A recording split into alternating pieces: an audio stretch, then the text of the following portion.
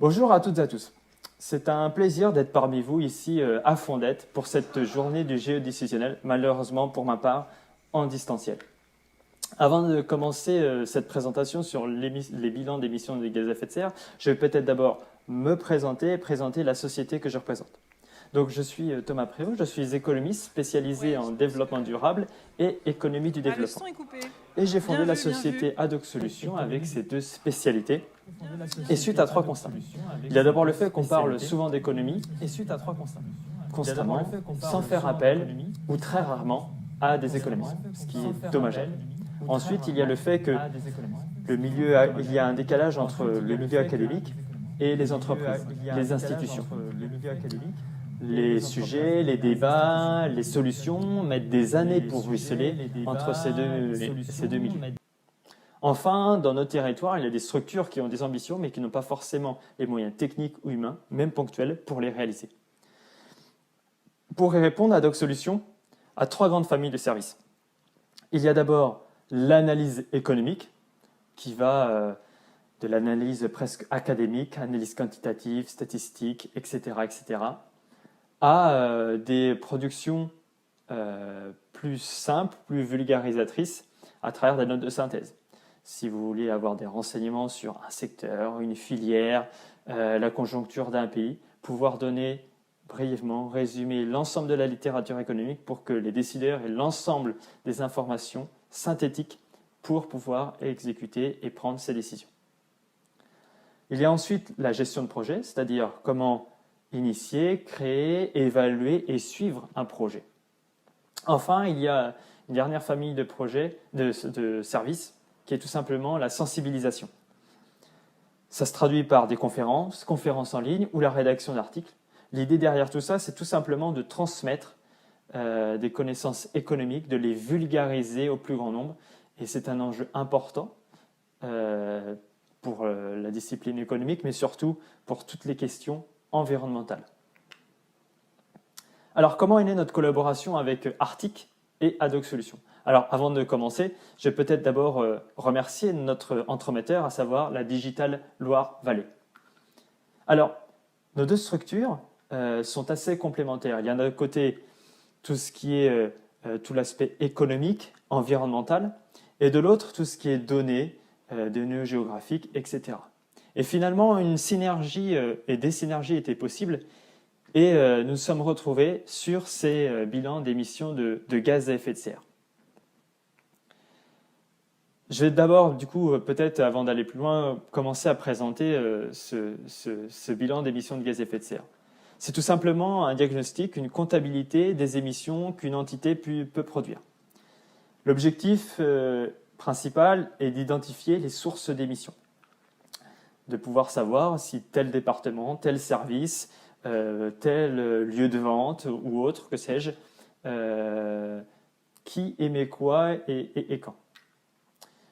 C'est aussi avec cette comptabilité carbone et l'identification des sources d'émissions, pouvoir, avec plus de facilité, prendre des décisions pour réduire les émissions de gaz à effet de serre, pouvoir identifier de manière efficace et à moindre coût quelles sont les meilleures solutions pour réduire ces émissions de gaz à effet de serre. Enfin, c'est tout simplement inciter et guider les structures, les institutions, les entreprises vers une transition énergétique. C'est pouvoir avoir une stratégie de long terme et pouvoir suivre cette stratégie au fil des années. Alors, est-ce que toutes les entreprises doivent produire ou institutions doivent produire un bilan d'émissions de gaz à effet de serre? Ça concerne seulement les entreprises de 500 salariés, 250 pour l'outre-mer, et il doit être mis à jour tous les 4 ans pour les entreprises privées et tous les 3 ans pour les institutions. Comment réaliser un bilan de gaz à effet de serre ou à quoi ça ressemble? Eh bien, tout simplement, il y a d'abord une certaine méthodologie. Elle est basée sur la norme ISO 14064-1. Elle a été récemment mise à jour en juillet 2022.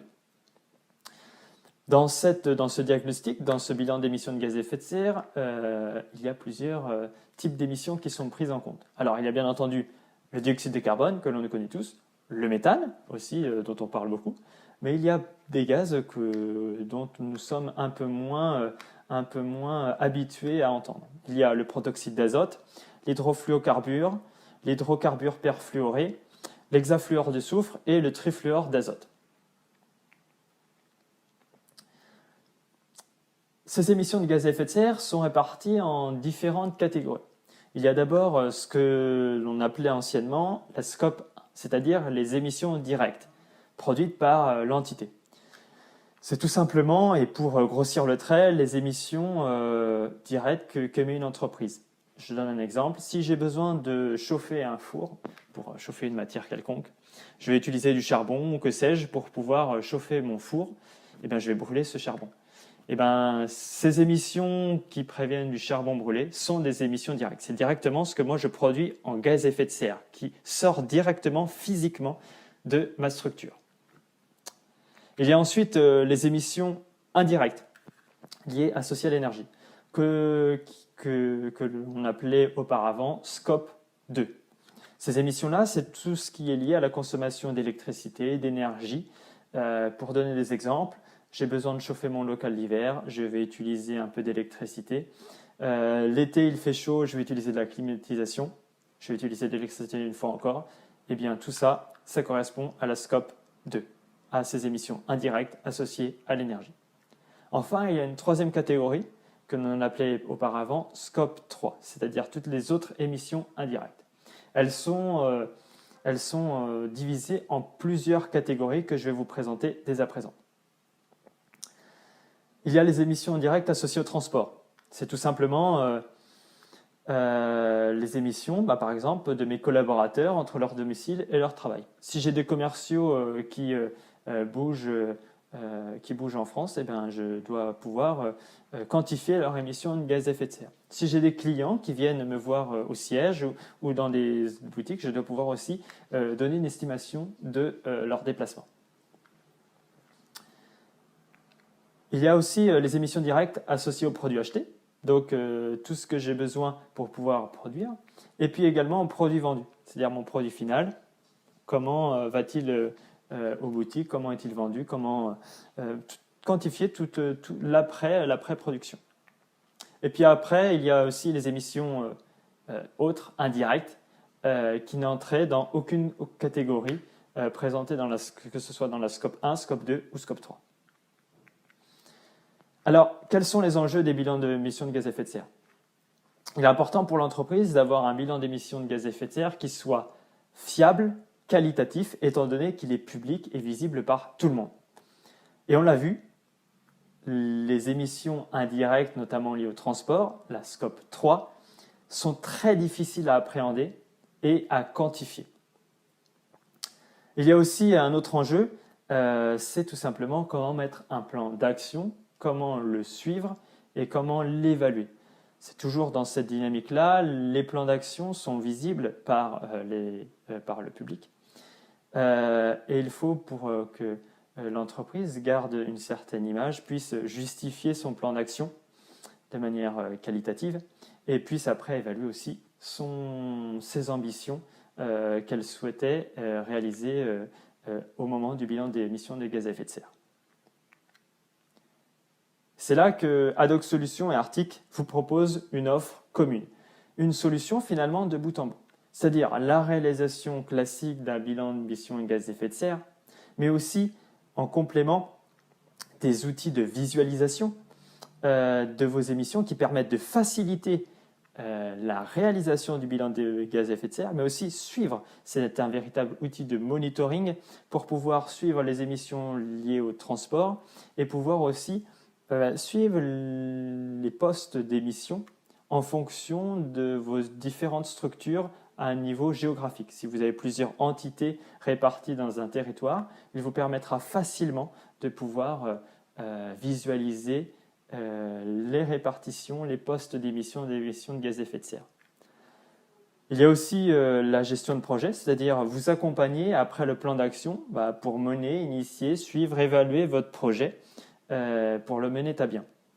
Et puis en parallèle de tout ça, l'intervention, la sensibilisation pour vos collaborateurs. On le sait maintenant, les thématiques environnementales sont importantes pour de nombreuses personnes. afin d'intégrer votre entreprise ou pour garder votre entreprise, les valeurs environnementales sont très importantes. Ce bilan d'émissions de gaz à effet de serre peut être un moyen de fixer une politique environnementale et ou RSE sur le long terme et fédérer vos collaborateurs autour de ce projet-là. Donc, à travers la sensibilisation, nous pouvons également apporter quelque chose à ce niveau-là. Maintenant que j'ai présenté rapidement les enjeux et le bilan d'émissions de gaz à effet de serre, je vais laisser dès à présent l'équipe d'Arctic vous présenter quelques exemples que nous avons concoctés afin que vous puissiez visualiser et voir comment nous pouvons vous aider concrètement sur le suivi et la réalisation du bilan d'émissions de gaz à effet de serre. À tout de suite.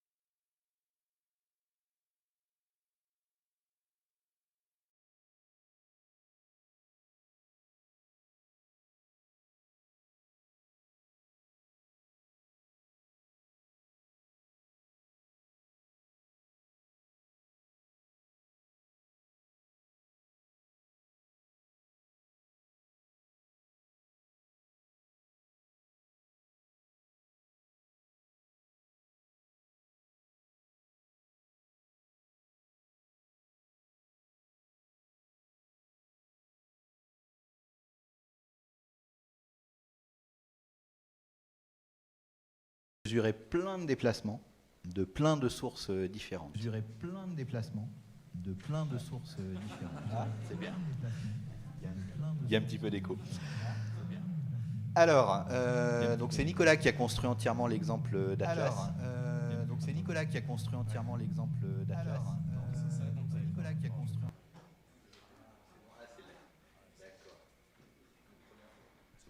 Là, il ne devrait plus y avoir de l'arsène, c'est bon.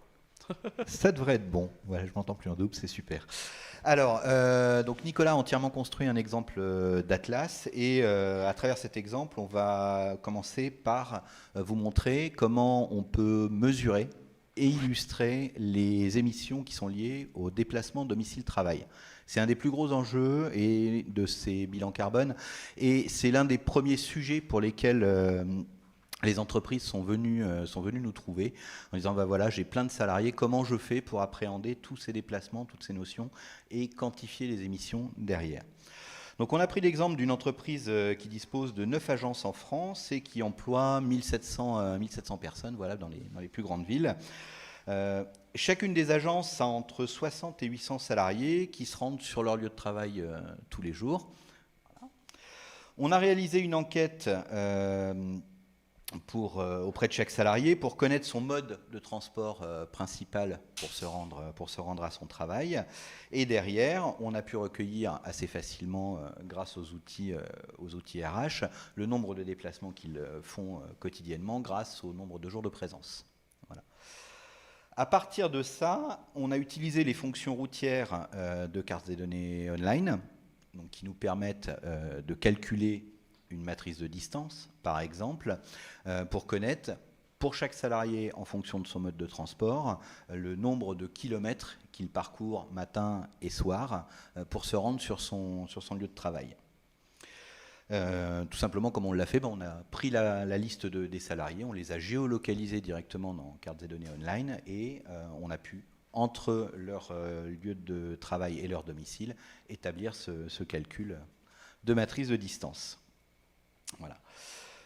Et à partir de là, comme on connaît la quantité de CO2 émise par kilomètre pour chaque mode de transport, eh bien c'est très facile d'obtenir le nombre de tonnes de CO2 générées par le déplacement domicile-travail de chacune de mes agences. Voilà. À partir de ça, Nicolas a pu faire une carte, mettre quelques graphiques pour illustrer bien les modes de déplacement. Alors là, sans surprise, on a la voiture qui génère le plus de CO2 et mettre un symbole proportionnel sur chaque agence en fonction du nombre de tonnes émises. Alors sans surprise, là on nous dit que c'est Paris, Marseille, Lyon, Strasbourg, Lille. Donc évidemment, le premier réflexe ce serait de dire oui, Paris émet beaucoup plus que toutes les autres, sauf que Paris c'est le plus gros employeur parmi mes agences. Donc Georges-Antoine le disait ce matin, il ne faut pas s'arrêter à ce que l'on prend pour des évidences. Donc à partir de là, Nicolas il a ramené tout simplement les émissions annuelles moyennes de CO2 au nombre de salariés pour avoir les émissions par salarié. Et là on découvre que Paris est la plus petite émettrice par salarié, simplement parce qu'il y a un réseau de transport en commun qui est beaucoup plus adapté que dans d'autres communes. Et que par contre sur Lille, Strasbourg, Marseille, Toulouse, c'est beaucoup moins bon. Je crois même que Marseille c'est la plus grosse émettrice, notamment dans les agences dans ton exemple. Alors, à partir de là, on va aller voir, on va pouvoir faire un clic sur Marseille pour voir sa fiche détaillée d'agence. Donc encore une fois, un clic sur une zone de la carte, on peut avoir les agences qui sont propres les données qui sont propres à chaque agence, et on voit que la voiture va représenter 50% des déplacements des effectifs salariés de l'agence de Marseille. Donc on va essayer d'aller voir derrière où sont les salariés de Marseille et qui se déplacent avec quel mode de transport.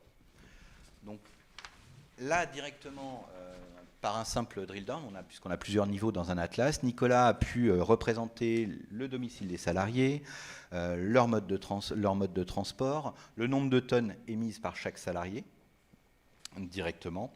Et on va essayer de voir si on ne peut pas améliorer ça un petit peu. Maintenant qu'on a le bilan et qu'on connaît pour chaque agence et donc pour l'entreprise au total combien on émet, on va essayer de voir qu'est-ce qu'on peut proposer comme plan d'action, comme le disait Thomas Préau tout à l'heure, pour améliorer les choses et peut-être améliorer aussi notre image auprès du public.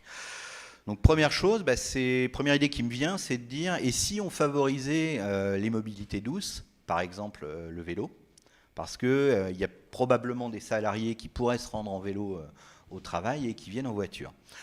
Alors à partir de là, Nicolas il va déjà essayer de faire une recherche sur les salariés. Il va pouvoir cliquer sur l'agence, sur le site de Marseille, se placer en mode de déplacement bicyclette, voilà, et dire par exemple en 15 ou 20 minutes, 20 minutes en vélo, quels sont les salariés qui sont dans un rayon de 20 minutes en vélo. Donc, en validant le filtre, il va pouvoir en obtenir assez facilement la liste sur le tableau de données. Voilà, on a chaque salarié, on a son mode de transport, on a sa distance kilométrique. Et puis, à partir de là, on va éliminer les salariés qui sont déjà en mobilité douce. Donc, par exemple, on va enlever ceux qui viennent en vélo, en bus, et voilà, garder ceux qui viennent en voiture et en moto. On voit qu'on a ici, 13 salariés qui sont concernés. Là, je vais demander à mon service RH tout de suite de les contacter, de leur mettre en avant la prime sur la mobilité durable et mettre en avant le gain potentiel pour voir avec eux s'ils ne peuvent pas remplacer tout ou partie de leur déplacement domicile-travail par du vélo. Voilà. Donc ça c'est une première un premier plan d'action que je peux facilement identifier, et ça grâce à l'Atlas en combinant les capacités de sélection qu'on a dans le tableau et la sélection par rayon géographique. Il y a d'autres pistes quand même. Voilà. Autre piste, c'est de se dire, est-ce que je ne pourrais pas organiser du covoiturage ou des convois, même ou un bus, par exemple, du transport en commun, aux frais de la société pour des salariés qui sont au même endroit, qui viennent peut-être parfois de loin, qui n'ont pas vraiment le choix, eux, du vélo, et qui embauchent dans les mêmes horaires. Donc là, Nicolas, il va pouvoir filtrer nos salariés en fonction de leur horaire d'embauche, par exemple. Voilà, puisque je crois voir que j'en ai pas mal sur Aix-en-Provence, j'en ai pas mal qui viennent de loin. Donc on va essayer de voir. Voilà, on a pas mal de salariés sur Aix-en-Provence. Et tous ces salariés-là, ils embauchent visiblement à la même heure. Donc on peut peut-être, au moins pour le matin, dans ce cas-là, organiser un bus ou des navettes. Voilà, ce qui va réduire le nombre de transports individuels en voiture. Voilà. Et encore une fois, j'ai la liste des salariés, donc je vais pouvoir là mener une enquête, aller les interroger pour savoir qui serait intéressé. Voilà. Et surtout, voilà, ça me permet directement d'estimer le gain que je pourrais obtenir en mettant en place ce type de navette.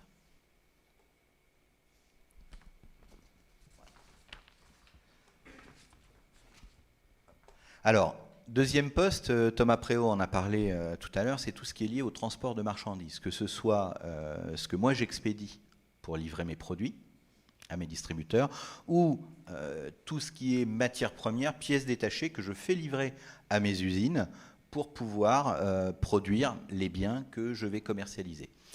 Donc là, on a encore cette fois-ci nos 9 agences, et puis on va afficher la carte des dépôts pour voir où se situent les dépôts, où mes agences passent commande pour obtenir des pièces détachées, obtenir des marchandises, et derrière les commercialiser.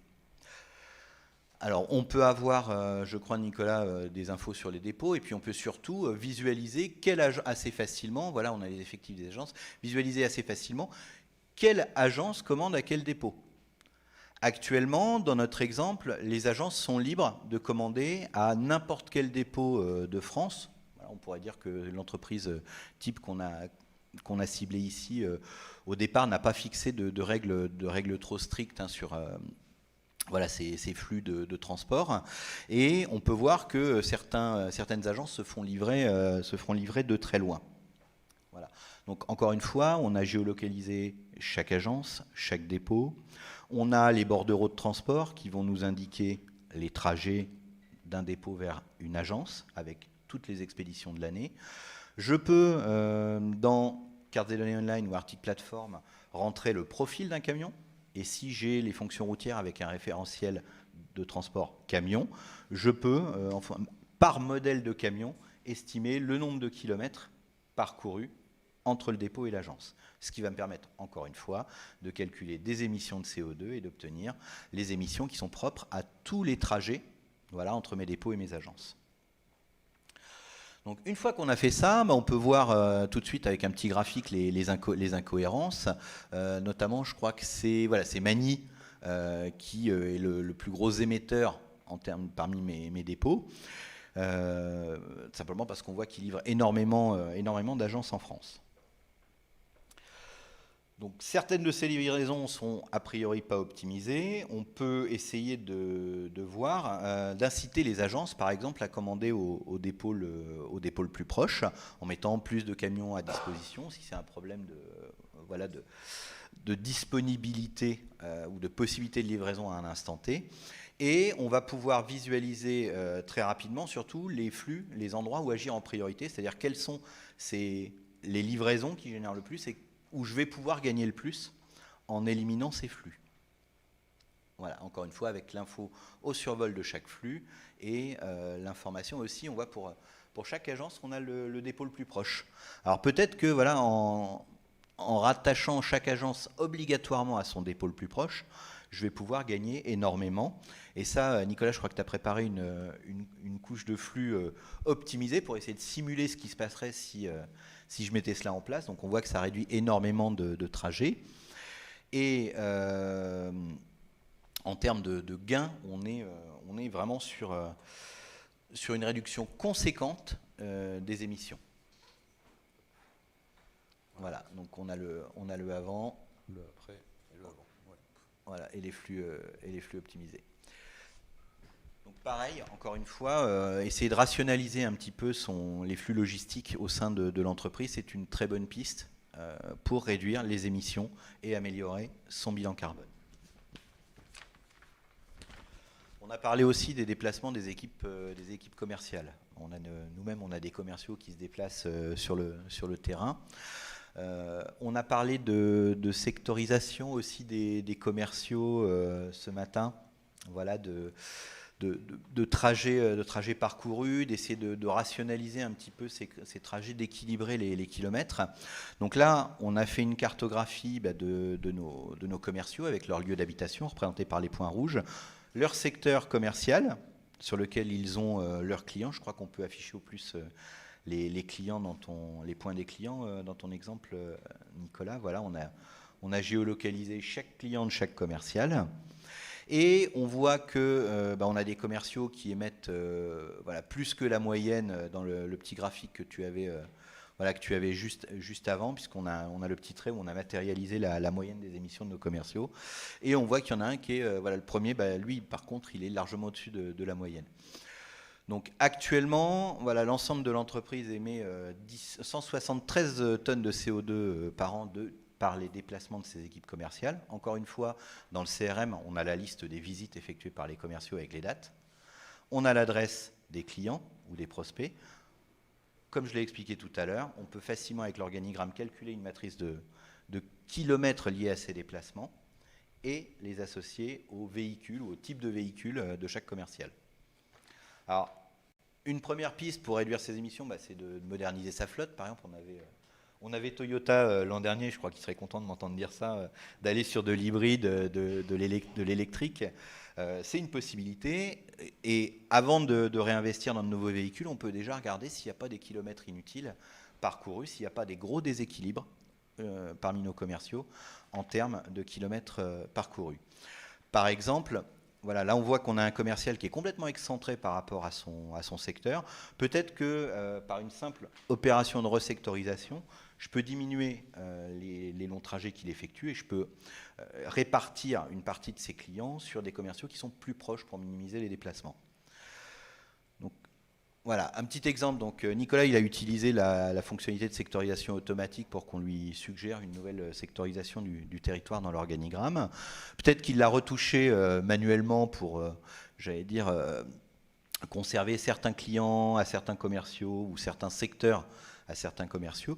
En tout cas, là, par une resectorisation qui réduit un petit peu, vous voyez le territoire de notre commercial orange au milieu, on voit qu'on arrive à économiser, rien que ça, on arrive à économiser 1,7 tonne de CO2. Donc par exemple, dans cet exemple-là, près de 10% de nos émissions totales de l'année sur ce poste de dépense. Pardon, 1%. Donc voilà, autre piste, revoir déjà la sectorisation, avoir forcément de réinvestir dans les véhicules, même si je pense que l'action combinée des deux peut avoir de très bons résultats comme au niveau de notre plan d'action. On a enfin d'autres postes, un dernier poste comme les déplacements des clients. Alors ça, évidemment, c'est celui sur lequel c'est le plus difficile d'agir parce qu'on a un réseau souvent de points de vente qui sont en place et puis ce sont les clients qui choisissent de venir vers tel ou tel magasin. Alors évidemment, on peut les inciter par des promotions ou mettre en avant par de la publicité le magasin le plus proche, mais les gens, avant de réfléchir à agir, on va essayer de mesurer les émissions, les générer par nos clients. Alors comment on fait ? Par exemple, par des enquêtes en sortie de caisse. On va leur demander leur code postal ou leur adresse. Par exemple, par le système de carte de fidélité. Ça, on en a tous. Donc, les enseignes connaissent notre lieu d'habitation et donc savent d'où on vient quand on vient dans un magasin et qu'on utilise notre carte de fidélité. Donc, à partir de là, ça va être assez facile, même de manière anonyme, de mesurer le nombre de trajets qu'on a effectués en tant que client vers les magasins d'une enseigne. Et pour cette enseigne, ça va être possible derrière, en étudiant par exemple aussi les taux d'occupation sur son parking. Voilà. Si telle ou telle enseigne est facilement accessible en bus, de mesurer comme ça les émissions de CO2 faites par les clients qui fréquentent son magasin. Là, Nicolas, on a fait une illustration au niveau des iris et des iris et des communes. Voilà, directement. Ça peut nous permettre aussi des fois de voir, si on parlait de maillage réseau tout à l'heure, ce matin avec IEMA, ça nous permet de voir aussi s'il n'y a pas des endroits où on a des clients qui viennent de très loin et qu'il y aurait un manque, là, peut-être de services ou un réel besoin de ce que mon enseigne propose et peut-être de futures implantations à étudier. Voilà pour quelques exemples et quelques idées sur la façon de calculer un bilan carbone avec les outils cartes et données. Donc il y a une partie évidemment qui se passe dans l'organigramme et puis l'autre partie derrière c'est l'illustration et le travail de simulation de scénarios d'optimisation afin de l'améliorer et de mettre en place des plans d'action. Merci Nicolas pour les exemples.